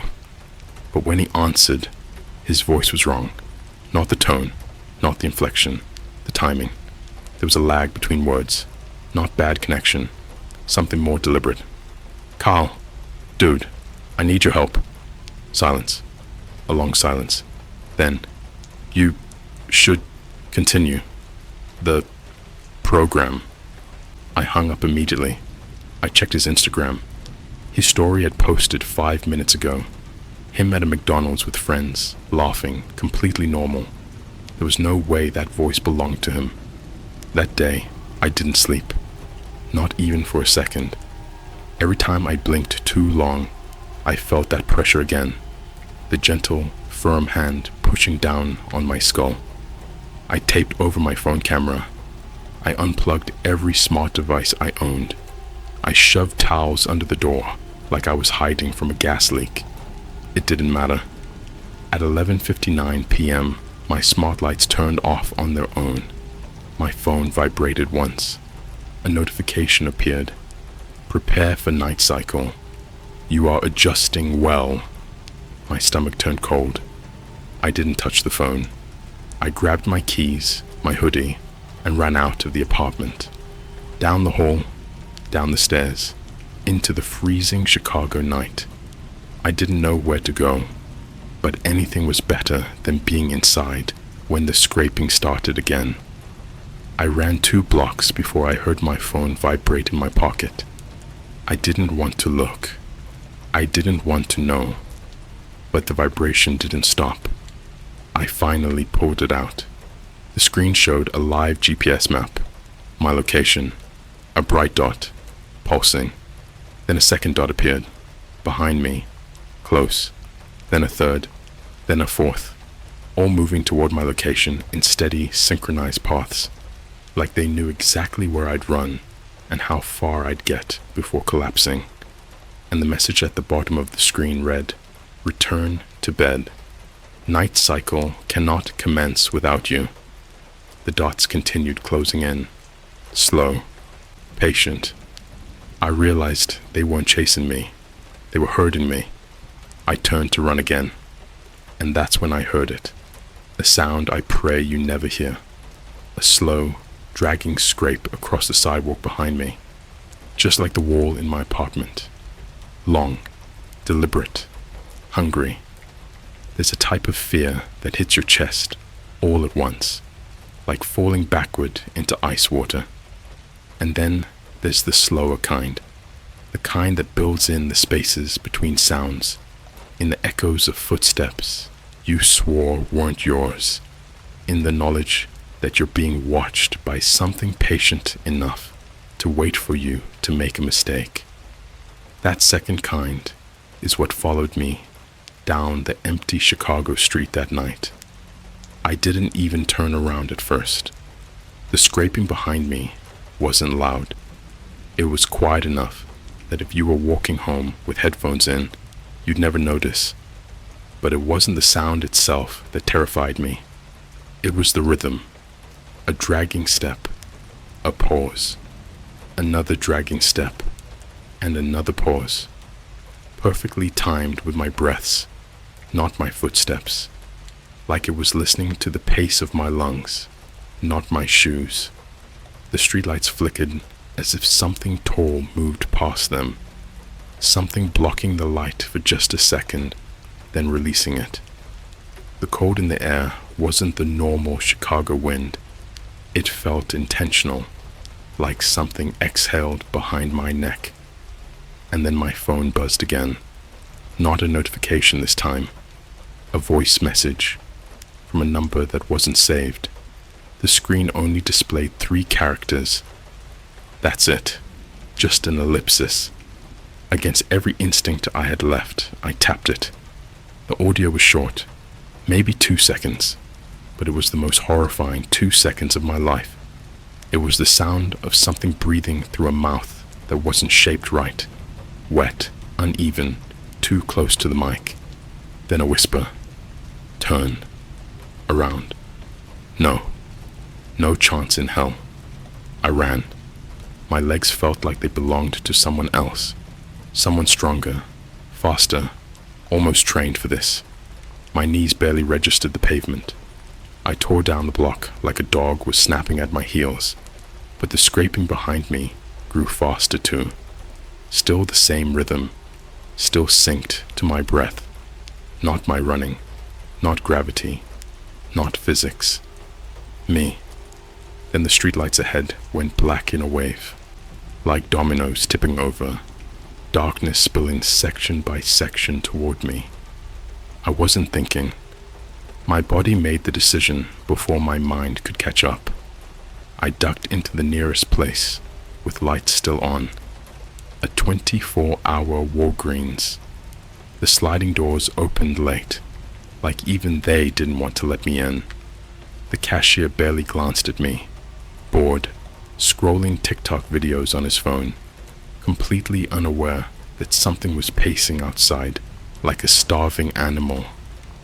I crouched between the aisles, chest heaving, trying to steady my breathing. But that was when I realized the scraping sound didn't stay outside. It was inside with me. I froze where I crouched, hidden behind shelves of shampoo and aspirin. The store was silent, too silent. Even the automatic fridges stopped humming. Then I heard it, a soft tap, taps, tap, as if fingertips, too many fingertips, brushed along the tile floor, searching the aisles. I peeked between the shelves. The cashier wasn't scrolling anymore. He was standing completely still, his face turned towards the entrance, like something was holding his attention. His shoulders were stiff. His fingers hung rigid by his sides. His phone lay on the counter, screen glowing with a familiar shade of blue. My stomach twisted. The Somni-Sync pulsing screen, the same heartbeat-like light.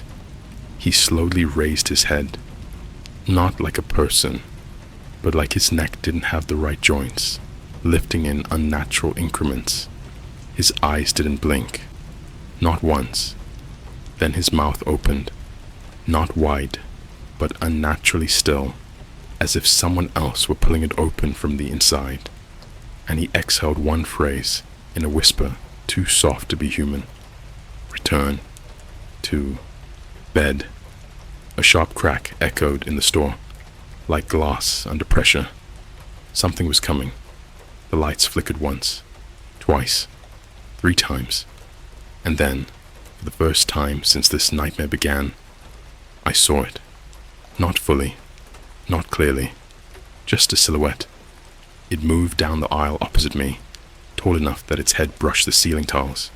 Its limbs were wrong, too long, too fluid, bending at angles that made my stomach twist. Its fingers dragged along the shelves, but instead of knocking anything over, the objects tilted away from it, as if refusing to touch it. The scraping was its nails, but they weren't nails. They were more like elongated joints, or exposed bone. It paused, not because it saw me, because it sensed me. I swear to God, it felt my fear. The fluorescent lights above it flickered harder, buzzing like flies trapped in glass. Its shadow stretched unnaturally long, bending around aisles, bending toward me, more like a centril than a physical shape. I pressed my hand over my mouth. The creature's head turned, not like a human head, but like a compass needle snapping toward true north, toward me. Then my phone vibrated again, loud, shaking the entire shelf. The creature's head jerked upward at the sound. I grabbed the phone, ready to fling it, smash it, anything. But the screen had already lit up on its own. The app was open. The blue pulse throbbed faster and faster, like a panicked heartbeat. A message appeared. Stop running. You aren't supposed to be awake. Every light in the store blew out. The windows went black, as if the outside world had simply vanished. The creature exhaled, one long, low, inhuman breath. Then, a hand touched my shoulder. Cold. Too cold. Human shape, but wrong. Firm, but weightless. I didn't dare turn around. Not until the hand slowly slid down my arm, until its fingers clamped just above my wrist, until I heard the cashier whisper behind me, voice splitting like static. Night. Cycle. Begins. The creature stepped closer. I could feel it towering behind me, bending, folding, lowering its face toward mine. Then everything went dark. No blackout this time, just darkness. And a voice I had never heard before. You walk well. Next, we teach you how to dig. Sleep doesn't feel like sleep anymore.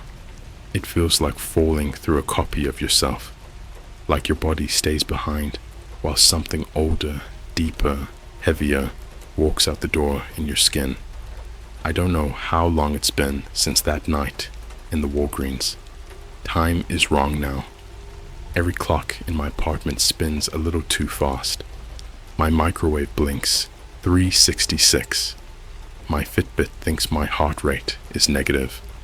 I looked at my Spotify Wrapped, and it said, I've listened to unknown artist, unknown track for 6,091 hours this year. There are only 8,760 hours in a year, but I still had one thing left. One last string tethering me to a version of myself I could trust. The footage. I'd forgotten about the small body cam I clipped to my backpack weeks ago. A weird little off-brand GoPro knockoff I bought at a second-hand shop for $18. I'd used it once to film a day trip to Navy Pier with friends and never touched it again. It doesn't auto-sync to Wi-Fi. No cloud, no smart device connection, just a physical SD card. Analog as hell. Somehow, I guess, that saved it. I found it in a junk drawer while looking for old sleeping pills. The red recording light was blinking. It had been filming every night, every blackout. I plugged it in, expecting static. Instead, I saw myself, walking like a puppet dragged across concrete by strings no one could see. My body didn't sway like a person. There was no natural bounce. My legs moved too straight, my arms hung too still, and my face. I paused the footage, zoomed in. I wasn't blinking, not once. 6 hours of footage, eyes wide open, staring ahead, mouth slightly parted, expressionless, empty. I kept watching. My stomach turned colder with every second. The footage showed me walking out of my apartment at 12:03 a.m., past the locked front door, past the doorman who didn't react, into the freezing dark, wearing only socks and a white t-shirt. I moved with perfect certainty, like I wasn't wandering. I had a destination. The next hour of footage was incomprehensible. Chicago is not that big, but this footage showed me in places that couldn't exist next to each other. First, I was in a narrow alley behind a Costco, crawling on all fours through mud-covered pallets. Then, I was in a wooded field, which made no sense, because there is no wooded field in that part of the city. Kneeling in front of a mound of loose soil, digging with both hands like an animal. Then I was in a church, one I've never seen before, lit by a single hanging light bulb that swayed without wind. The pews were empty. The walls were lined with black cloth. I walked down the center aisle and knelt at the altar. At the front, something stood waiting. I couldn't see it. The camera glitched when it came into view. Not like digital glitching, analog warping. The lens bent. The walls curved in. My body looked like it was being stretched toward it. Then the light bulb blew out, and the footage went black. But the audio kept recording. I heard breathing, wet, rattling breathing, and something else. Laughter. Low, guttural, not human, not from a single voice.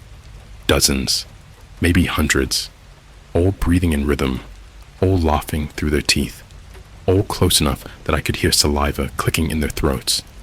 And then, this is the part that still plays in my head when I close my eyes. I heard my own voice, layered beneath theirs, whispering, "I am ready." I ejected the card and snapped it in half, but the damage was done. I'd seen it. I'd seen what I'd become. I tried turning myself in. I really did. Walked straight into a police station near Lincoln Park, still wearing my hoodie and the same dirt-stained jeans I woke up in. I told the front desk officer, "I think I've been sleepwalking. I think I've been trespassing. I need to be checked out." She looked up from her keyboard, blinked slowly, and smiled. "Do you feel rested?" she asked. I froze. "What?" Her smile widened, but her eyes didn't move. "Your sleep," she said. "It's improved, hasn't it?" Behind her desk, I noticed something. A framed certificate. Not police related. Something else. Somnitech. Civic Partner of the Year I ran. Full speed. Right out the door. I didn't look back. That night, I didn't use the app. I smashed the phone. Sledgehammer. Back alley. Cathartic as hell. It bent like aluminum foil. I threw the SIM card down a sewer grate. I crushed the battery between bricks. I bought a burner phone. No apps, no internet. Just a dial pad and snake. I stayed in a hotel near Midway. No smart TV. No Alexa. No Wi-Fi. I paid in cash. I taped the window shut. I stuffed towels under the door. I buried the lamp under 5 pillows and tried to sleep in absolute silence. And for once, I thought I did. But in the morning, I checked the bathroom mirror. There were pine needles tangled in my hair, a smear of ash under both eyes, and a new mark on my chest. Not dots, not lines. This time it was words, faint and red, as if written in heat under the skin. You said yes. I've seen people start showing symptoms. Friends I haven't heard from in weeks suddenly posting weird, cryptic things on social media. Threads with captions like, "Has anyone else been waking up somewhere else lately? Why do my dreams smell like wood smoke? What's that constellation called that looks like a human spine?" They're always deleted within minutes. Sometimes the accounts vanish entirely, and in every case, if you look closely at their profile pictures, there's a pattern, a small blur in the background, usually behind the left shoulder, always tall, always watching. I don't know what SomniSync is anymore. I don't know if it ever needed your permission. Maybe it just needed your attention. Maybe the second you saw the ad, the hook was already set. The app was just a formality. It doesn't need your phone. It doesn't need your consent. It just needs you to be asleep. Because whatever they're doing, whatever they're building, they're using us to do it. Our limbs, our breath, our memory, our blood. They walk in our skin. They move through cities in silence. They map constellations on our flesh and plant things in soil no one else remembers bearing. I don't even know if I'm still me anymore. Sometimes I hear myself talking when my mouth is closed. Sometimes I dream about people I've never met, and when I wake up, their names are carved into my arms. Sometimes I pass places on the street and feel something underground calling me back, like a dog to its hole. And the worst part? I miss the sleep. I miss the perfect, cold, black peace, the silence of no dreams, the promise that something else is driving now, and you can finally rest. I think I was never supposed to wake up, not during the night cycle, not while they were still building me, but something went wrong last night. Something glitched, something opened. I'm writing this now with my nails ripped, my left shoulder dislocated, and my legs numb from below the knees. I have no idea how far underground I am, but there's no signal, no bars, no connection, not even emergency calls. I only got one bar long enough to tether this message and dump it through a cracked Wi-Fi panel above a maintenance tunnel that shouldn't exist. It doesn't matter if you believe me. It's already happening to you. If you've ever woken up with a vague pain in your hands, if you've ever found scratches on your legs you can't explain, if you've ever checked your health app and it said you walked 7 miles between 12 and 4 a.m. but never left your bed, you're one of us. Or at least, you will be. It started again after the hotel. I tried staying awake for 3 nights straight, didn't close my eyes, poured instant coffee into my Red Bull, and swabbed toothpaste under my eyelids to keep the sting burning. Didn't matter. My body stopped asking permission. At 12:01 a.m. on the third night, I blinked, and when I opened my eyes, I was underground. Not metaphorically, literally. A dark, narrow tunnel of packed dirt and black stone. No light, no sounds but my own breath. But I could feel things around me. Not just shapes. Others, moving, digging, some crawling on all fours, some upright, some upside down along the walls, limbs bent wrong, jaws slack, as if they were still learning how to stand like people again. I wasn't dreaming. My hands were raw, covered in wet earth. My knees throbbed from scraping against rocks. My shirt was soaked in something that wasn't sweat. And in front of me, the tunnel opened into a chamber. Not a natural cave. No. This place was engineered. Concrete ribbing laced with something like steel, but it pulsed like muscle. The walls were coated in ash. Charred handprints covered the inside. Some smeared like people had clawed to get out. Others looked like they had reached in.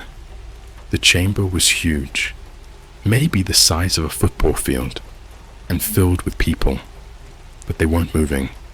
They stood in a perfect circle, shoulder to shoulder, heads tilted back, mouths open in complete silence. Every single one of them had glowing marks across their skin, constellations, lines, diagrams. Some were incomplete, some pulsed softly. All were still breathing. And then I saw myself, across the circle, standing between two bodies, another me. Same face, same clothes, same dirt-caked hoodie, but its skin was clean, its hair was combed, and it was smiling. The smile wasn't mine. Too wide, too calm, like it had always known it would end like this. Then the floor began to shift.